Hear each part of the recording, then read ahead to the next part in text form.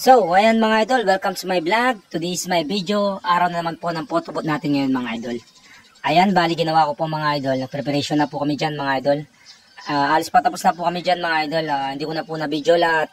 Kasi nga po medyo mahaba yung video. Ayan, bali sinama ko na po ang aking anak mga idol. Kasi nga po, wala naman po siya baso ngayon.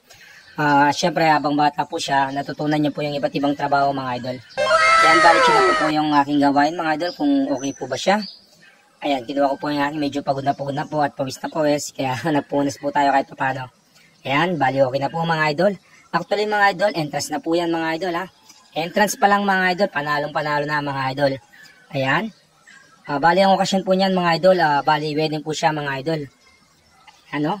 Yung mga costume pa lang makikita mo talaga panalong-panalo mga idol oh. Oh, come on man. Oh, ganda. Ganda ng pagkaayos nila. Yan, sa mga gusto nga po palang mag-book dyan o mag-inquire mga idol, message nyo lang po ang My Angels Party Needs mga idol. Ayan o, di ba? Napakaganda po. Backdrop pa lang, talagang ma-miss ka na sa backdrop nila mga idol. Ayan, bibidyoin po natin yung buong backdrop mga idol.